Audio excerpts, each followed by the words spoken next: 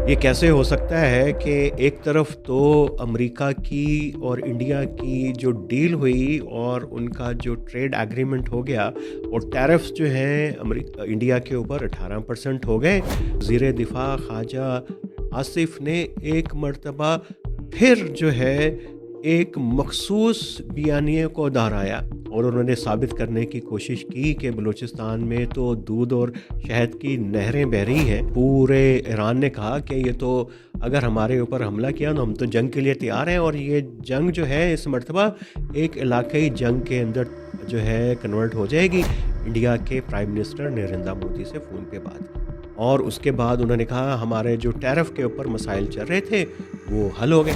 लेकिन हम भूल जाते हैं कि ये दुनिया जो है एक और तरह की सियासत पे चलती है जिसको रियल पॉलिटिक्स इंग्लिश में कहते हैं, यानी वो सियासत जो अपने मफादात का तहफ़्फ़ुज़ करती है।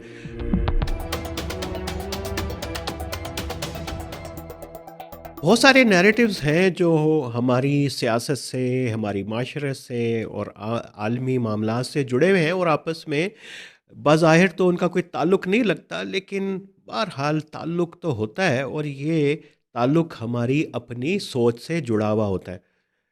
ये कैसे हो सकता है कि एक तरफ तो अमेरिका की और इंडिया की जो डील हुई और उनका जो ट्रेड एग्रीमेंट हो गया और टैरिफ्स जो हैं इंडिया के ऊपर 18% हो गए और फिर अमेरिका को ज़ीरो टैरिफ के ऊपर जो है वो एक्सपोर्ट की इंडिया में इजाज़त मिल गई। अब आप ये सोच रहे होंगे कि इस खबर का ताल्लुक जो है ये बलूचिस्तान के मामलात के साथ क्या है, और ये कि वॉशिंगटन में एक बड़ी अहम कॉन्फ्रेंस हो रही है माइंस मिनरल्स को लेके, उसका इंडिया की डील के साथ फिर क्या ताल्लुक हो सकता है। ईरान ईरान पाकिस्तान का हमसाया है, लेकिन दिन ब दिन वो पाकिस्तान के सलामती के अमूर के साथ हमारी जो पूरी आलमी सियासत, इलाक़ाई सियासत में किरदार है, उसमें बड़ा अहम होता जा रहा है। और ये हो क्यों रहा है? ये वाले जो नैरेटिव्स हैं, बयानिए हैं, इसको हम देखेंगे और लेकिन बात को हम लेके चलेंगे पार्लियामेंट के अंदर। और कल जब बात हो रही थी पार्लियामेंट में बलूचिस्तान के मसले के ऊपर, तो पाकिस्तान के वज़ीर दिफा ख्वाजा आसिफ ने एक मर्तबा फिर जो है एक मखसूस बयानिए को दोहराया और उस बयानिए का ख़रीदार इस्लामाबाद, कराची और पंजाब में तो होगा, लेकिन उस बयानिए का ख़रीदार आपको बलूचिस्तान में नहीं मिलेगा, खैबर पख्तूनख्वा में नहीं मिलेगा, क्योंकि वो बयानिया जो है एक मन घड़त, इसको कहिए या एक परसीव्ड नैरेटिव के ऊपर है। अगरचे उन्होंने बहुत सारी जो उसमें बातें की कि पाकिस्तान बनने के वक्त कितने स्कूल कॉलेजेस थे बलूचिस्तान में, अब उसमें कितनी तरक्की हो गई है, और उन्होंने साबित करने की कोशिश की कि बलूचिस्तान में तो दूध और शहद की नहरें बह रही हैं। अगर वो बह रही होती तो बलूचिस्तान के ये हालात ना होते। लेकिन एक बात ज़ाहिर है कि अब कौम परस्त जमातें, सनाउल्लाह बलोच और ये सब, उन्होंने बड़ा चैलेंज किया और आड़े हाथों लिया ख्वाजा आसिफ साहब को। वो तो उस पे बात अब शुरू हो ही गई कि पर्सपेक्टिव इनका डेवलपमेंट का क्या है और कौन वहाँ पे कॉन्फ्लिक्ट इकोनॉमी का हिस्सा है और किसके हिस्से में आता क्या है। एक बात उन्होंने की कि जो दहशतगर्द तंजीमें हैं वो ईरान से आने वाले तेल से फ़ायदा उठा रही थी और उस स्मगलिंग में मुलविस थी और 4 अरब महीना कमाती थी। अब इस बात के ऊपर जो लोग बलूचिस्तान से को जानते हैं या बलूचिस्तान में होंगे, जिन्होंने उनकी तकरीर सुनी या उनका बयान पढ़ा, वो यकीनन इसके ऊपर हँसे होंगे, क्योंकि ये मामला इतना सादा है नहीं जितना आसानी से इसका मलबा जो है वो शिद्दत पसंद तंजीमों, दहशतगर्द तंजीमों के ऊपर डाल दिया गया। एक पूरी इकॉनमी है और इसके ऊपर तो खुद जी ये जो बलूचिस्तान के वज़ीर आला हैं अभी सरफराज भुट्टी साहब, इन्होंने जब वज़ीर दाखिला थे इंटरिम गवर्नमेंट के अंदर, तो इन्होंने बड़ी ख़ास बातें की थी जो ख्वाजा साहब के बयान की मुकम्मल नफ़ी करती हैं। मसलन उन्होंने कहा था, एतराफ़ किया था कि ये जो ऑयल स्मगलिंग है, इसमें हमारे सिक्योरिटी के इदारों के अहलकार भी शामिल हैं। हम इससे आगे नहीं जाएँगे क्योंकि एक बड़ा नाज़ुक मरहला है, चूँकि बात पहुँच गई ईरान तक और ईरान के तेल तक। और ईरान के तेल से बात आगे जब जाएगी तो ट्रंप की उस धमकी के ऊपर तो पहुंचेगी जिसमें उन्होंने कहा रात को कि बुरी चीज़ें होंगी ईरान के साथ अगर उन्होंने हमारे बात को ना माना। और पूरे ईरान ने कहा कि ये तो अगर हमारे ऊपर हमला किया तो हम तो जंग के लिए तैयार हैं, और ये जंग जो है इस मर्तबा एक इलाकाई जंग के अंदर जो है कन्वर्ट हो जाएगी। एकदम से जो है तुर्की कुछ दिनों से पहले ही जो है वो मैदान के अंदर था और सुलह सफाई की कोशिश कर रहा है कि मामलात किसी तरीके से जो है वो हल हो जाएं और एक कॉन्फ्लिक्ट फैले नहीं। जॉर्डन ने भी कहा कि भाई हम भी जो है वो कोई ऐसी चीज़ नहीं करेंगे, अमेरिका के साथ खड़े होंगे कि जो ईरान के हमले के अंदर माविन हो। एक बड़ा खौफ है इस पूरे रीजन के अंदर। और सबसे ज़्यादा खुश ज़ाहिर है इसराइल है, क्योंकि जब कॉन्फ्लिक्ट फैलेगा बनेगा तो ईरान के ऊपर प्रेशर बिल्ड होगा जिससे वो अपने आप को सबसे ज़्यादा बड़ा थ्रेट समझता है और गैर महफूज तस्वर करता है। और जो डिप्लॉयमेंट्स है वहाँ पे उसके ऊपर हम अलहदा से किसी दिन ज़रूर बात करेंगे कि वो अमेरिका ने क्या नए डिफेंस सिस्टम लगा दिए हैं उधर, और ईरान के पास कितने स्टॉक पाइल्स रह गए हैं हमला करने के लिए, और अगर ये जंग तवील होती है तो कहाँ कहाँ तक जो है इस मरतबा ईरान के मज़ाइल जा सकते हैं। तो ट्रम्प साहब ने एक तरफ तो धमकी दी ईरान को और ईरान ने उसका रद्द-ए-अमल दिया। और जिस वक्त उन्होंने धमकी दी उससे कुछ घंटे पहले उन्होंने इंडिया के प्राइम मिनिस्टर नरेंद्र मोदी से फ़ोन पे बात की, और उसके बाद उन्होंने कहा हमारे जो टैरिफ के ऊपर मसाइल चल रहे थे वो हल हो गए। और उन्होंने कहा कि हम जो टैरिफ्स को 18% कर रहे हैं, और उसके ऊपर आपको पता है कि आपको अगर नहीं पता, क्योंकि पाकिस्तान में तो मीडिया के ऊपर जो है ख़ासी कदगने हैं और इंडिया की ख़बर अमूमन बहुत कम हमारे टीवी स्क्रीन पे उर्दू अखबारात में आती है।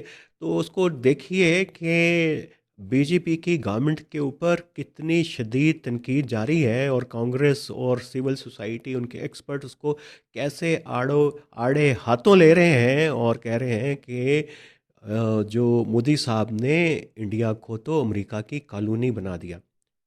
और ये जो ज़ुबान इस्तेमाल की, अल्फाज इस्तेमाल किए सदर ट्रंप ने इंडिया के लिए, वो भी कोई अच्छे अल्फाज नहीं थे। मैं चाहूँगा कि वो आप ज़रूर देखिएगा ट्विटर के ऊपर।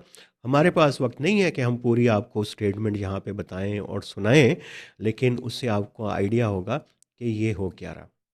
और उसमें इंडिया ने कहा कि अब हम रूस से तेल नहीं लेंगे बल्कि वेनेज़ुएला से लेंगे। और ट्रंप ने कहा कि अब जो इंडिया हमारा तेल भी, अमेरिकन तेल भी ख़रीदेगा और बहुत सारी प्रोडक्ट ख़रीदेगा, और एक बड़ी मार्केट हमें मिल गई है ज़ीरो टैरिफ के ऊपर।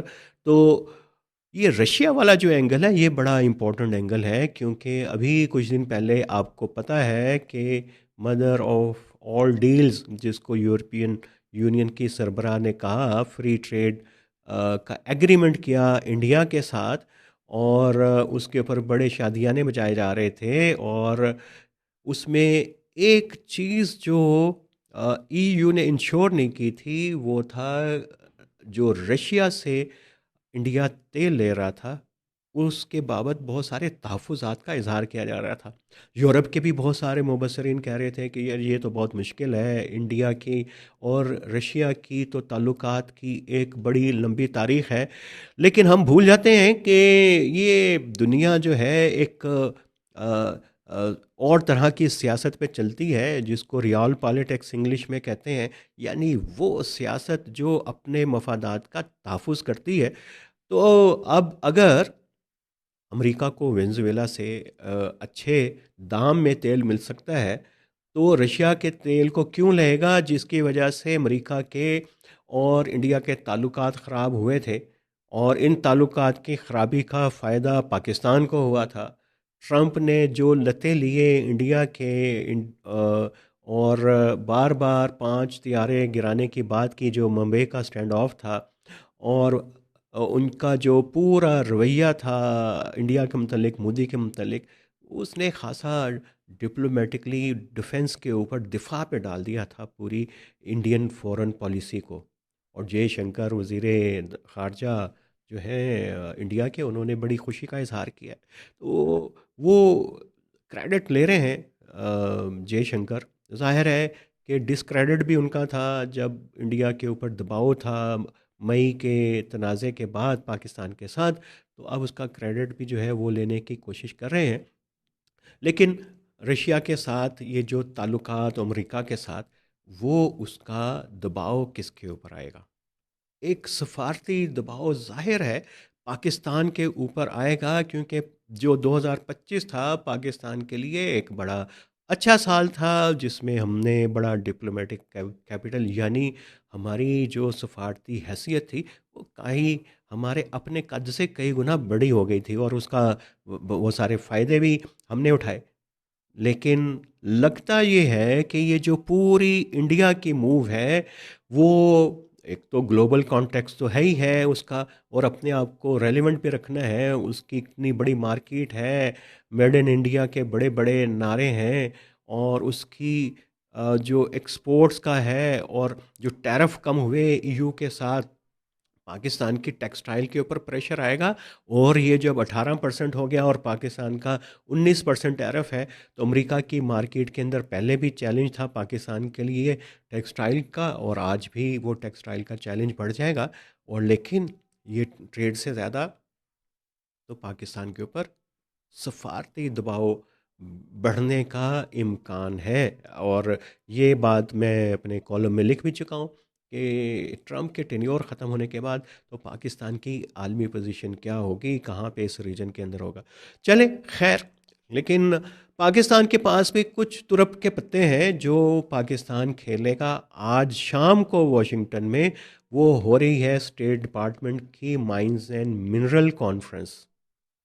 जी, हमारे वज़ीर जो हैं वो वहाँ पे जा रहे हैं डेलीगेशन और एक्सपर्ट्स को लेके। अमेरिका ने 50 मुल्क बुलाए हैं उसके अंदर, जिनके साथ वो डी रिस्किंग पार्टनर एक टर्म है, ये हमने आपको पहले भी बताई थी। ऐसे ममालिक के साथ जो या वो अमेरिका के साथ बराह रास्त उनका कोई इन्फ्लुएंस नहीं है, ताल्लुकात को बैलेंस रखते हैं, अच्छे भी हैं लेकिन बुरे नहीं हैं, दरमियाने से हैं। लेकिन वो चाइना के साथ उनके ताल्लुकात अच्छे हैं, रूस के साथ अच्छे हैं, और ईरान के साथ अच्छे हैं। और उनके पास हैं मिनरल्स, उनके पास हैं रेयर अर्थ मिनरल्स हैं, और तांबा है, सोना है। ये है वो आज के दौर की करेंसी जिसके लिए ये कॉन्फ्रेंस हो रही है। उसमें इंडिया भी है, कॉन्गो भी है, कीनिया भी है, और बहुत सारे अफ्रीकी और एशियाई ममालिक वहाँ पे मौजूद होंगे। ऑस्ट्रेलिया भी होगा, ऑस्ट्रेलिया भी इस रेस के अंदर है।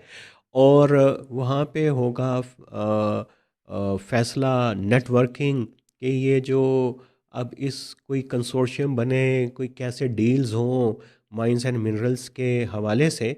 और यहाँ पाकिस्तान पूरी कोशिश कर रहा है कि उधर पाकिस्तान ने एक और 8 और 9 अप्रैल को इस्लामाबाद में माइंस एंड मिनरल कॉन्फ्रेंस रखी है।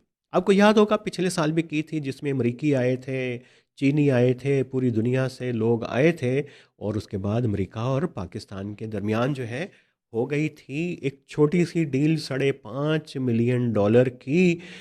और 8 और 9 अप्रैल को जो हम पाकिस्तान की कोशिश है, उसने एक मर्तबा फिर अमेरिका को बुलाया, चीन को बुलाया, और इस दफ़ा कोशिश कर रहे हैं ये जो डील है कोई 6 7 8 बिलियन तक पहुंच जाए तो क्या ही बात है।